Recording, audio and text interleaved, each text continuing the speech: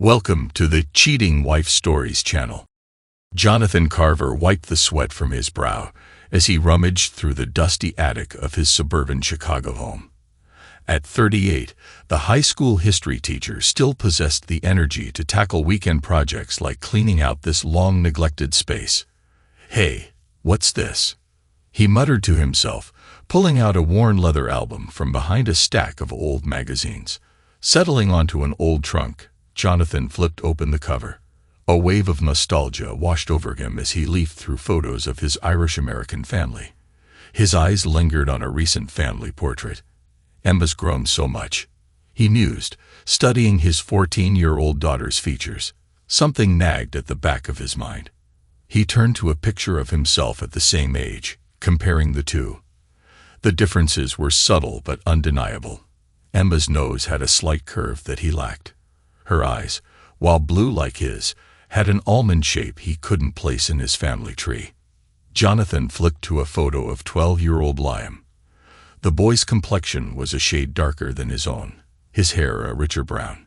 "It's probably nothing," he told himself, trying to shake off the growing unease. But as he continued to study the photos, the seed of doubt took root. Later that evening, after the kids had gone to bed, Jonathan found himself hunched over his laptop in the dim light of his study. His fingers hesitated over the keyboard before he finally typed. "DNA test kits. What are you up to, hon?" Christina's voice startled him. She stood in the doorway, a curious expression on her face. Jonathan quickly closed the laptop. "Oh, just looking up some stuff for class," he lied, feeling a pang of guilt. "Heading to bed soon." Christina nodded, seemingly satisfied. "Don't stay up too late. Good night, love." As she padded away, Jonathan reopened the laptop and placed an order for 3 DNA test kits. His heart raced as he hit confirm purchase, wondering what truth the results might reveal. Weeks passed. Each day was a torment as Jonathan waited for the DNA results. He found himself scrutinizing his children's features at the breakfast table, searching for any resemblance to himself or Christina. Finally, an email arrived. With trembling hands, Jonathan opened the attachment. His own results showed exactly what he expected, a mix of Irish and other European ancestry. But Emma and Liam's results made his blood run cold. Both showed a significant percentage of Mexican heritage. "This can't be right," he whispered, staring at the screen in disbelief. That night, after tossing and turning for hours, Jonathan made a decision. He'd hire a private investigator to get to the bottom of this mystery. The next day, he met with a PI named Frank in a nondescript coffee shop. "So what exactly are we looking for here?" Frank asked, his weathered face impassive. Jonathan leaned in, lowering his voice. "I need to know if my wife has been unfaithful, and if so, with whom." Frank nodded, jotting down notes. "Any suspicions about who it might be?" Jonathan shook his head. "No idea. But the kids, they might not be mine." 2 weeks later, Frank called with news. "Mr. Carver, I think you should come to my office. There's something you need to see." Jonathan's heart sank as he looked at the photos spread across Frank's desk. There was Christina, his wife of 15 years, in the arms of another man. A man with features that bore a striking resemblance to Emma and Liam. "His name is Miguel Ramirez," Frank explained. "He's Christina's boss at the construction company. They'd been seeing each other for at least 15 years, predating your marriage." Jonathan felt the room spin. 15 years. "But we've only been married for..." Frank nodded. "I'm sorry, Mr. Carver. There's more."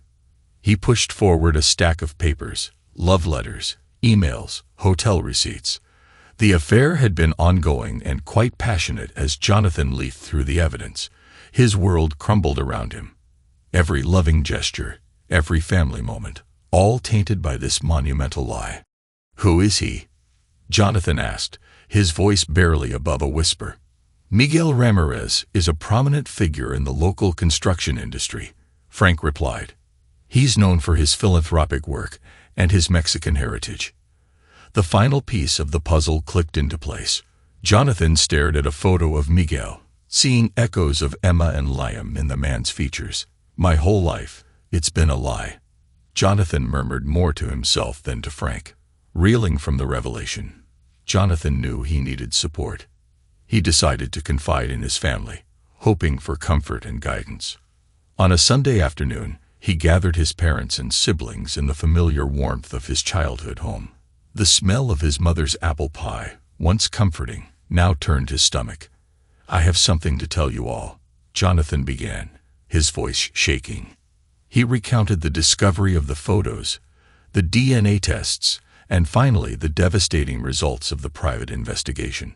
As he spoke, he noticed an odd silence falling over the room. His mother wouldn't meet his eyes. His father shifted uncomfortably in his seat. His sister, Sarah, exchanged a pointed look with their brother, Michael. What is it? Jonathan demanded, a new fear gripping his heart. What aren't you telling me? Sarah was the first to break. Johnny, we knew. The words hit him like a physical blow. You knew? What do you mean you knew? His father cleared his throat. Son, we found out about Christina's indiscretion a few years back. We thought it best not to tell you. Best not to tell me. Jonathan's voice rose in disbelief and anger battling for dominance. You let me live a lie. You let me raise children that aren't mine, thinking they were. His mother reached out a hand. We thought we were protecting you, dear. You seemed so happy. Jonathan recoiled from her touch. Happy? I was living in ignorance. How could you keep this from me? Michael spoke up, his tone defensive. We didn't want to hurt you, bro. We figured what you didn't know wouldn't hurt you. Wouldn't hurt me. Jonathan laughed bitterly. Look at me now. Tell me this doesn't hurt. He stood, unable to bear the sight of his family any longer. The people he trusted most in the world had betrayed him just as deeply as Christina had. Johnny, please, his mother pleaded. We can talk about this. We can help you through it. But Jonathan was already heading for the door. I don't need your help, he spat. I don't need any of you. As he stormed out into the fading afternoon light, Jonathan felt more alone than he ever had in his life. His wife, his children, even his own family. Everything he believed in had been built on lies. In that moment of crushing isolation, a cold resolve settled over him. He couldn't trust anyone he'd once held dear. The only person he could rely on now was himself. As he drove home, his mind racing with the enormity of the betrayals he'd uncovered, Jonathan made a decision. He would take matters into his own hands. He would have his revenge. The sun set on Jonathan Carver's old life, and with it, the last vestiges of the trusting, naive man he'd once been. In his place, Jonathan Carver hardened by betrayal, determined to reclaim control of his fate. Jonathan Carver sat in his classroom, staring at the empty desks before him. The weight of his recent discoveries pressed down on his shoulders like a physical burden. He'd barely slept in weeks, his mind constantly churning over the betrayals he'd uncovered. A knock at the door jarred him from his thoughts. Principal Simmons stood in the doorway, his face grim. Got a minute, John? He asked, though it wasn't really a question. Jonathan nodded, gesturing to an empty student desk. Simmons sat, the plastic chair creaking under his weight. There's no easy way to say this, Simmons began. But the school board's pushing through a new history curriculum. It's not good. Jonathan's brow furrowed. What do you mean, not good? Simmons sighed, pulling a folder from his briefcase. See for yourself. As Jonathan leafed through the documents, his frown deepened. The proposed changes were more than just not good. They were an outright whitewashing of historical events. This is unacceptable, Jonathan muttered, then looked up, remembering who he was talking to. Sorry, but Simmons was nodding. You're right. It is unacceptable. But the board's under pressure from some big donors. They're pushing this through whether we like it or not. Jonathan felt a familiar anger rising in his chest. It was the same fury that had been simmering since he discovered the truth about his family. "But this is something we can fight," he declared. "We can't let this happen," his voice low and determined. Simmons raised an eyebrow. "John, I'm sympathetic, but my hands are tied." "Forget the board," Jonathan interrupted. "These kids deserve better. They deserve the truth." For a moment, Simmons looked like he might argue. Then his shoulders slumped. "You're right. But what can we do?" Jonathan stood, pacing the room. His mind, so recently clouded by personal turmoil, was suddenly crystal clear. "We organize teachers, parents, students. We make our voices heard."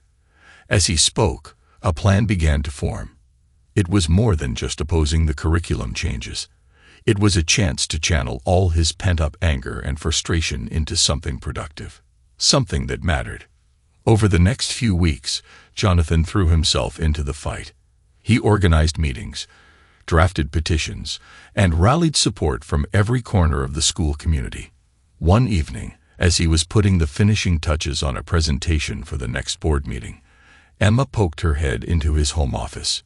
"Dad," she said hesitantly, "can I talk to you?" Jonathan looked up, guilt washing over him. He'd been so focused on the curriculum battle, he'd barely spoken to his kids. "Of course, sweetheart. What's up?" Emma sat on the edge of his desk, her feet swinging nervously. "Is everything okay? You've been different lately." Jonathan's heart clenched. He wanted to tell her everything about her real father, about the lies, about the hurt. But looking at her concerned face, he couldn't bring himself to shatter her world. "I'm sorry, Em," he said softly. "There's just a lot going on at school. But I promise, everything's going to be okay." Emma nodded, not entirely convinced. "Is that why Mom's been crying at night?" The question hit Jonathan like a punch to the gut. He'd been so wrapped up in his own pain and his crusade at school, he hadn't even noticed Christina's distress. I didn't know she was crying," he admitted. Emma shrugged. "She tries to hide it. But I hear her sometimes." Jonathan pulled his daughter into a hug, his mind racing. He'd been neglecting his family, losing himself in this external battle. "I'll talk to her," he promised Emma. "And I'm sorry I've been so distracted. How about we have a family game night tomorrow?" Emma's face lit up. "Really? Can we play Monopoly?" Jonathan laughed, the sound foreign to his own ears. "Sure, kiddo. Monopoly it is." As Emma bounced out of the room, Jonathan turned back to his computer. The fight against the curriculum changes was important, but so was his family. Even if that family wasn't what he'd always believed it to be, he had to find a balance, and he had to make a decision about what to do with the truth he now carried. As weeks passed, Jonathan found himself living a double life. By day, he was the passionate teacher, rallying support against the curriculum changes. By night, he was a man consumed by thoughts of revenge. One evening, after putting the kids to bed, he sat in his study, surrounded by financial records and legal documents. The private investigator, Frank, had come through with more than just evidence of the affair. He'd uncovered financial irregularities at Miguel's construction company, potential tax fraud that could bring the whole operation crashing down. Jonathan's fingers hovered over his keyboard. With just a few clicks, he could send an anonymous tip to the IRS. It would be the first domino in a chain reaction that could destroy Miguel's life. But was that what he really wanted? A soft knock interrupted his thoughts. Christina stood in the doorway, her face a mask of concern. "John, can we talk?" He nodded, quickly minimizing the windows on his computer screen. Christina perched on the edge of his desk, her eyes red-rimmed from crying. "I'm worried about you," she said softly. "You've been so distant lately. Is it because of me?" Jonathan felt a surge of bitter laughter rise in his throat. If only she knew. "No," he lied, the word tasting like ash in his mouth. "It's just this thing with the school board. It's taking up a lot of my time." Christina nodded, but her eyes told him she didn't quite believe him. "I miss you," she whispered, reaching out to touch his hand. For a moment, Jonathan almost gave in, almost told her everything he knew, everything he felt. But then he remembered the photos Frank had shown him, the love letters, 15 years of lies. He pulled his hand away. "I'm sorry," he said, not meeting her eyes. I need some time." Christina's face fell, but she nodded. As she left the room, Jonathan turned back to his computer. The next day, he met with a divorce attorney. The man was known for his aggressive tactics and high success rate. "So, Mr. Carver," the attorney said, leaning back in his plush leather chair, "what exactly are we dealing with here?" Jonathan laid out the whole sordid tale. The affair, the paternity of his children, his family's betrayal. The attorney's eyes gleamed with predatory interest. "Oh, this is good," he said, rubbing his hands together. "We're going to take her for everything she's got." But Jonathan shook his head. "No," he said firmly. "I don't want to hurt the kids. I just want justice." The attorney nodded, but Jonathan could see the disappointment in his eyes. "All right, we'll play it your way. But trust me, in cases like this, it's best to strike hard and fast." As Jonathan left the office, he felt a mix of relief and trepidation. The wheels were in motion now. There was no going back. Over the next few weeks, Jonathan methodically put his plan into action. He quietly liquidated joint assets, moving money into accounts only he could access. He gathered every scrap of evidence Frank had uncovered, building an ironclad case against Christina and Miguel. And then, one night when he was sure Christina was asleep, he made the call to the IRS. His voice shook as he detailed the tax fraud at Miguel's company, but he forced himself to see it through. As he hung up the phone, Jonathan felt a strange mix of emotions. Part of him was exhilarated, finally taking action after weeks of helpless anger. But another part felt hollow, wondering if this path of revenge would really bring him the closure he sought. He pushed the doubts aside. He'd come too far to turn back now. The night of Miguel's company gala arrived. Jonathan found himself standing in front of his bedroom mirror, adjusting his tie with trembling hands. Christina appeared behind him, resplendent in a shimmering evening gown. "You look handsome," she said, her eyes meeting his in the mirror. Jonathan forced a smile. "Thanks. You look beautiful." For a moment, he almost wavered. The woman in the mirror was the same one he'd fallen in love with all those years ago. But then he remembered the lies, the betrayal, and his resolve hardened once more.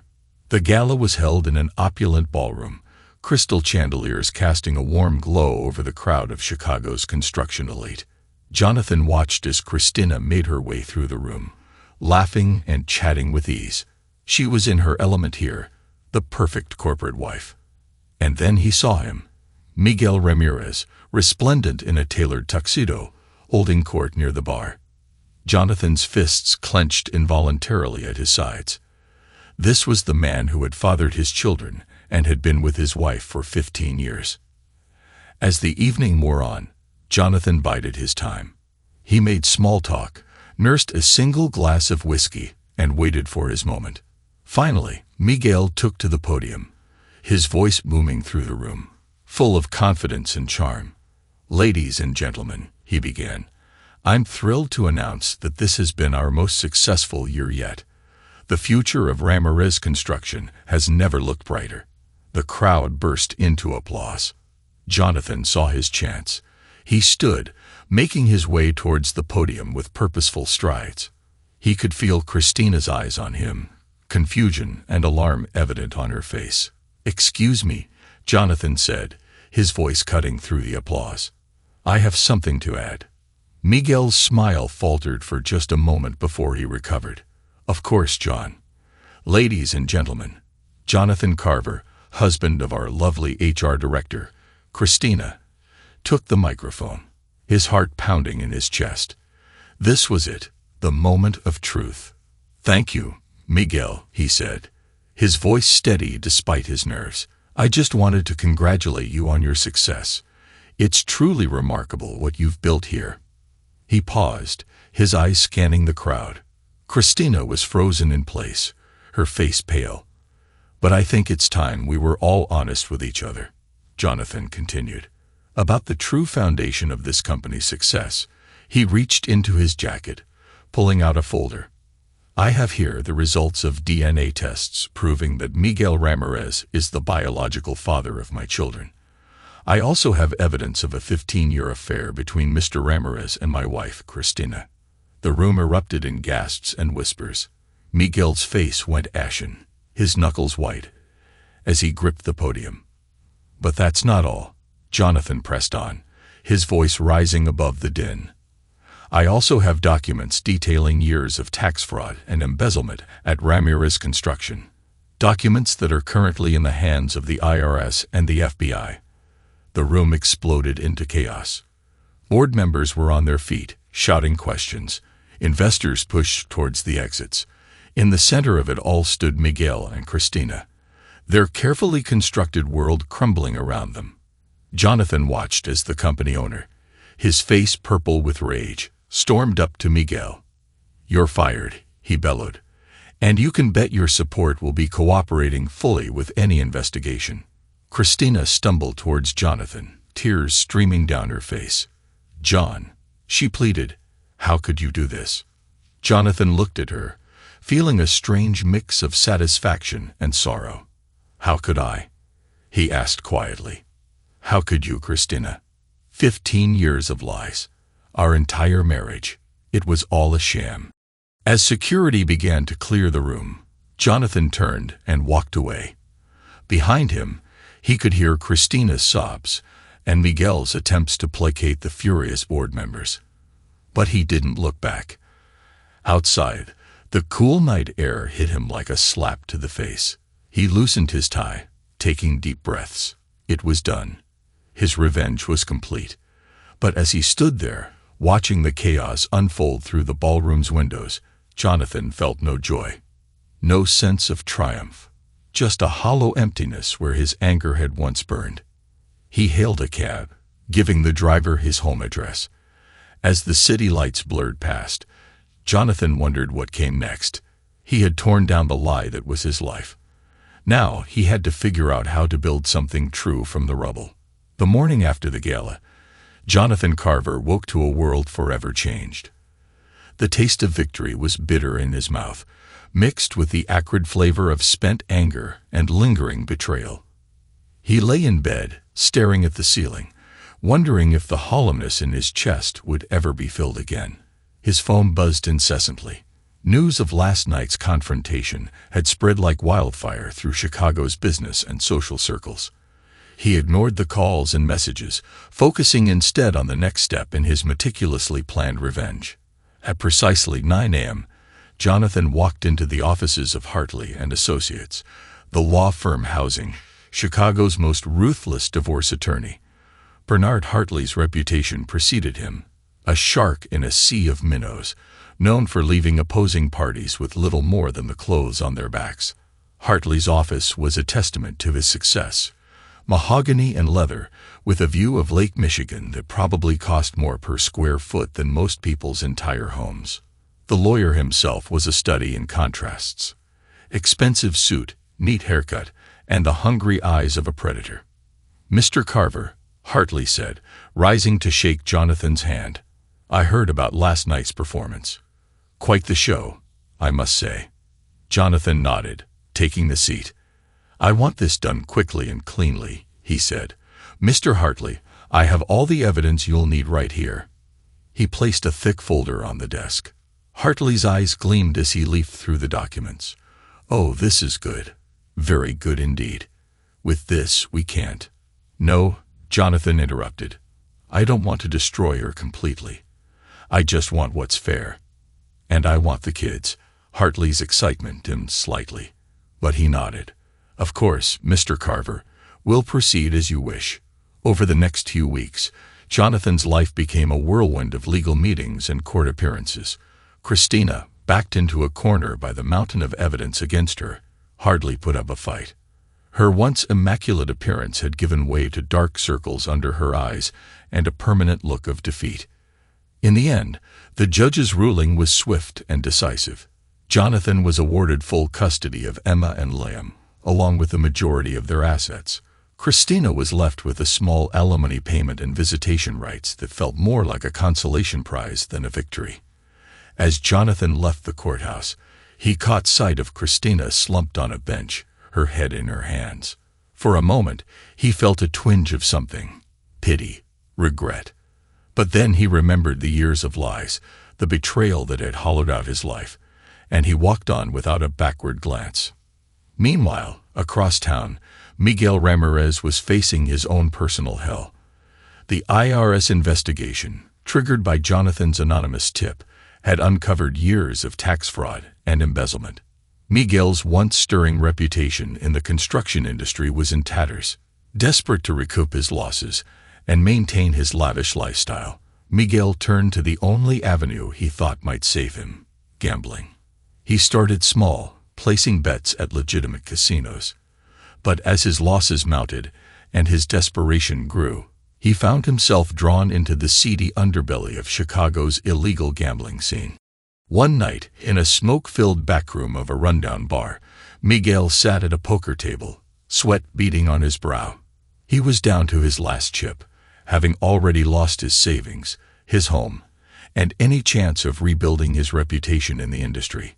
"All in," he rasped, pushing the last chip forward. The dealer, a man with dead eyes and nicotine-stained fingers, dealt the final card. Miguel's hand shook as he turned over his cards. "House wins," the dealer intoned, his voice devoid of emotion. Miguel stumbled from the table, his world spinning. He'd lost everything. In a matter of months, he'd gone from being one of Chicago's most respected businessmen to a penniless gambler with a mountain of debt.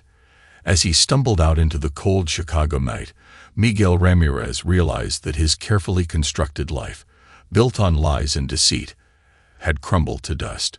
And somewhere across the city, Jonathan Carver slept soundly for the first time in months, his revenge complete. The foreclosure sign stood stark against the manicured lawn of the Carver family home. Jonathan watched from the driveway as the realtor hammered them into place. "Dad." Emma's voice pulled him from his reverie. "Are we really leaving?"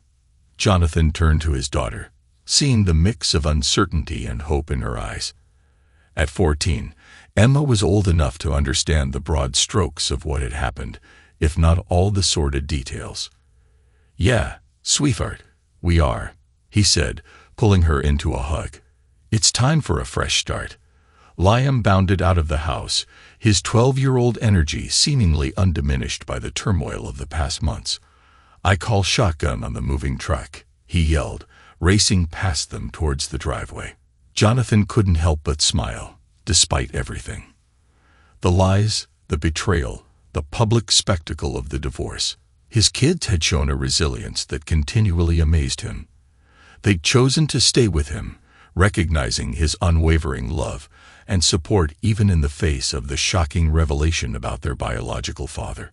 The move to a new town was more than just a change of scenery. It was a chance to rebuild, to create a life unburdened by the weight of past deceptions. Jonathan had accepted a position as principal at Oak Ridge Academy, a prestigious private school known for its progressive approach to teaching history. As they pulled out of the driveway for the last time, Jonathan caught a glimpse of his neighbors peering out from behind their curtains. No doubt they were glad to see the back of the Carvers, tired of the whispers and scandal that had plagued the once quiet suburban street. The drive to their new home was filled with a mix of excited chatter from the kids and long stretches of contemplative silence. Jonathan's mind wandered to the curriculum debate that had consumed him in the midst of his personal turmoil. His victory in that fight had earned him widespread respect in educational circles, opening doors he never thought possible. As they crossed the state line, leaving the familiar skyline of Chicago behind, Jonathan felt a weight lift from his shoulders. The anger that had fueled him for so long began to dissipate, replaced by a cautious optimism for the future. Their new home was smaller than the old one, but brighter somehow. Large windows let in streams of sunlight, illuminating rooms that seemed to hold the promise of new beginnings. As Emma and Liam raced through the house, clanging bedrooms and arguing over closet space, Jonathan stood in the empty living room, taking it all in. The first few weeks in their new town were a whirlwind of unpacking, school preparations, and community introductions. Jonathan threw himself into his new role at Oak Ridge Academy, determined to make a positive impact on his students' lives. It was during this time that Jonathan realized he needed to do more than just move on. He needed to heal. The betrayal he'd experienced had left deep scars, ones that wouldn't fade without conscious effort. On a whim, he decided to start a support group for people who had been betrayed by their spouses. The first meeting was held in a small room at the local community center, with just 3 attendees besides himself. "My name is John," he began, his voice slightly shaky. "And I'm here because my wife of 15 years had an affair with her boss. An affair that resulted in the 2 children I thought were mine." As he spoke, Jonathan felt a weight lifting from his chest. The simple act of sharing his story, of speaking his truth to others who understood, was cathartic in a way he hadn't anticipated. Week by week, the group grew. People from all walks of life, united by the common thread of betrayal, found solace and strengthened each other's stories. Jonathan discovered a sense of purpose in helping others navigate the turbulent waters of broken trust and shattered relationships. It was at one of these meetings that Jonathan first met Alexandra. She sat quietly at the back of the room, her dark hair framing a face that spoke of both strength and vulnerability. When she finally spoke, her story of betrayal and resilience resonated deeply with Jonathan. After the meeting, they found themselves lingering, conversation flowing easily between them. Alexandra, it turned out, was also an educator, a history teacher at a nearby high school. "I've heard great things about what you're doing at Oak Ridge," she said, a spark of admiration in her eyes. "Your approach to teaching history is inspiring." Jonathan felt a warmth spread through his chest, a feeling he hadn't experienced in a long time. "Thank you," he said, meaning it. "It's been a challenge, but a rewarding one." As the weeks turned to months, Jonathan and Alexandra's friendship deepened. They challenged each other intellectually, sharing ideas about education and life. She inspired him to push boundaries, to think beyond conventional teaching methods. One evening, as they walked through a local park after a particularly intense discussion about the role of education and social justice, Jonathan realized something had changed. The hollow feeling in his chest, the one he carried for so long, had been filled with something new, something hopeful. He turned to Alexandra, seeing the same realization mirrored in her eyes. Slowly, cautiously, they leaned towards each other. Their first kiss was gentle, tentative, a promise of something genuine and honest. As they pulled apart, Jonathan felt a mix of excitement and fear. "I'm not sure I'm ready for this," he admitted. Alexandra squeezed his hand. "That's okay," she said softly. "We've got time." And for the first time in years, Jonathan Carver looked to the future with genuine hope. 5 years passed in a blur of school events, family dinners, and quiet evenings with Alexandra. Jonathan's life had settled into a rhythm he never thought possible in the aftermath of his divorce. Emma, now 19, was thriving in her first year of college. Liam, 17, was captain of his high school debate team. His quick wit and passion for justice were a constant source of pride for Jonathan. It was a crisp autumn morning when the call came. Jonathan was in his office at Oak Ridge Academy, reviewing applications for a new history teacher position when his phone buzzed. The number wasn't one he recognized, but something compelled him to answer. "Hello, John. It's Rebecca," Christina's sister said. Jonathan felt his stomach drop. He hadn't heard from anyone in Christina's family since the divorce. "Rebecca, what's wrong?" There was a pause, filled with the static of unsaid words. "It's Christina. She's gone, John. She passed away last night." The world seemed to tilt on its axis. Jonathan gripped the edge of his desk, his knuckles turning white. "What happened?" "It was her heart." Rebecca's voice cracked. She went in her sleep." As Rebecca continued to speak, filling in the details of funeral arrangements and legal matters, Jonathan found himself oddly detached. He felt no joy in Christina's death, but neither did he feel the crushing sorrow he might have expected. It was as if he was hearing about the passing of a distant acquaintance, not the woman he'd once vowed to love for a lifetime. But it was Rebecca's next words that truly shocked him. "John, there's something else you should know," she said, her voice heavy with a mix of guilt and sadness. "Christina, she's been struggling these past few years. After the divorce, after everything that happened with Miguel, she couldn't find work in her field. The scandal, you know." Jonathan listened in stunned silence as Rebecca painted a picture of Christina's final years. Unable to secure a job in human resources or any corporate setting, she'd been reduced to working as a janitor at a local community college. She'd been living in a small, run-down apartment, barely making ends meet. And Miguel? Jonathan found himself asking, though he wasn't sure why he cared. Rebecca's bitter laugh crackled through the phone. "That man fled to Mexico about a year ago. Gambling debts, from what I heard. Left Christina to fend for herself."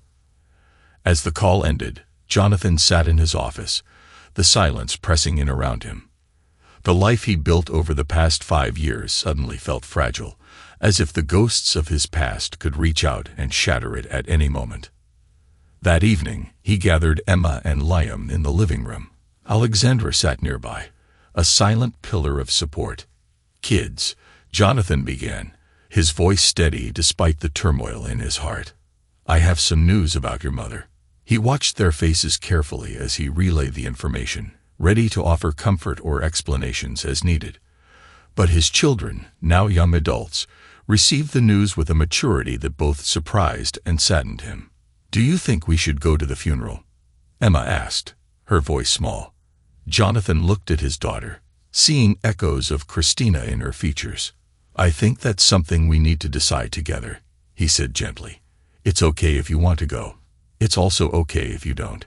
After a long discussion, filled with tears and moments of quiet reflection, they decided as a family to attend the funeral, not out of obligation, Jonathan realized, but as an act of closure, a final chapter in a story that had shaped all their lives. The day of the funeral dawned gray and cool. Jonathan stood between Emma and Liam at the graveside, their hands clasped tightly in his. As the priest intoned the final prayers, Jonathan found his mind wandering, reflecting on the twisted path that had led him to this moment. His revenge had brought a kind of justice, yes, but standing here, watching his children say goodbye to a mother they barely knew, he realized it hadn't brought him happiness. That had come later, through his resilience, his focus on his children, and his dedication to his principles. As they turned to leave the cemetery, Jonathan squeezed his children's hands. He looked at them, really looked at them, and felt a surge of gratitude for the authentic life they now shared, a life free from lies and betrayal, built on a foundation of honesty and unconditional love. They walked towards the parking lot where Alexandra waited by the car. Her presence was a reminder of the new chapter in their lives, one built on trust, integrity, and the unbreakable bonds of chosen family. As they drove away from the cemetery, leaving behind a last physical tie to their old life, Jonathan felt a sense of peace settle over him. The road ahead was uncertain, but he was no longer afraid of the journey. He had his children, he had Alexandra, and he had a life built on truth. The ghosts of the past would always be there, lingering in the shadows of memory, but they no longer held power over him. Jonathan Carver had faced his demons, weathered the storm of betrayal, and emerged stronger on the other side. As the car turned onto the highway, heading home, Jonathan looked in the rearview mirror at Emma and Liam. They were engrossed in quiet conversation, their heads bent together. In that moment, he knew with absolute certainty that despite all the pain and heartache, he wouldn't change a thing. For it was through those trials that they have forged this new family, one bound not by blood or false promises, but by choice, by love, and by an unwavering commitment to honesty. The future stretched out before them, a blank canvas waiting to be painted with new memories, new triumphs, and new love. And for the first time in a very long time, Jonathan Carver was truly, deeply happy. Thanks to everyone who took the time to listen to today's stories. If you enjoyed it, please consider liking and subscribing if you haven't already. Feel free to share your thoughts on the events in the comments below. Take care.